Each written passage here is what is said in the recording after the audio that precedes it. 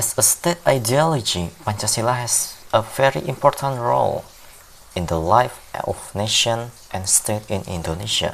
Therefore, in the life understanding the essence of Pancasila as an ideology is very important.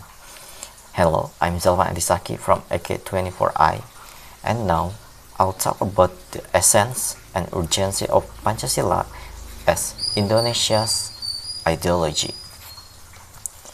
So, to get to know about the essence and urgency of Pancasila as Indonesia's ideology, we need to know or understand about the essence of three dimensions of Pancasila. There are three types of dimension of Pancasila. The first is the dimension of reality, second is dimension of ideality, and third it's the dimension of flexibility. Okay, let's start about the dimension of reality.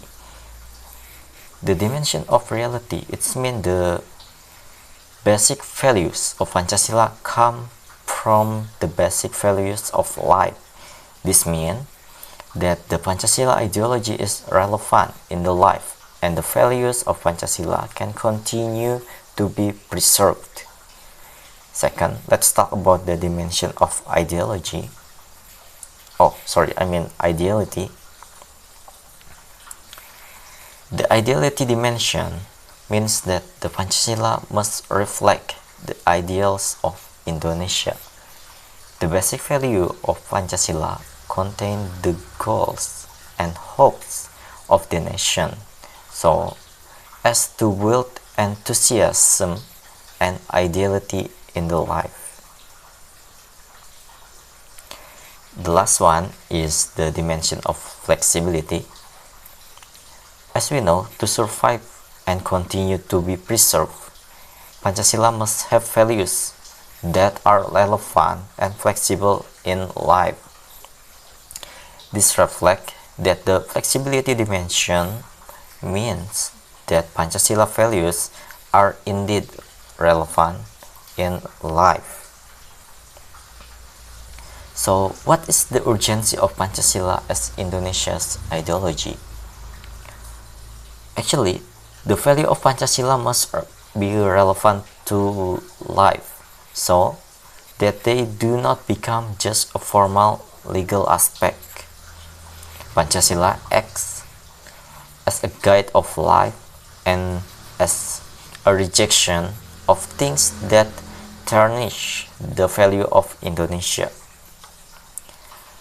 One of the example of the impact of the weak implementation of Pancasila values can be seen from the example of the Free Papua Organization rebellion. The rebellion that has been carried out since the 1965 in the Manokwari has been aimed to separating Papua from Indonesia. This is due to the government failure to advance the economic, education, health, and social welfare sector in the Papua. In addition, political integrity in Papua is also a very sad, so that there is the rampant corruption committed even by the Papua citizens themselves.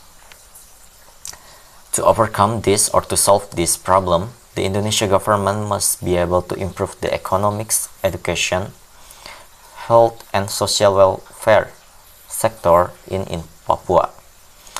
In addition, instilling the awareness about the importance of implementing Pancasila values is also very necessary for this case. This reflects the implementation of the basic value of Pancasila is very important to be realized in the political, social, or even economic field.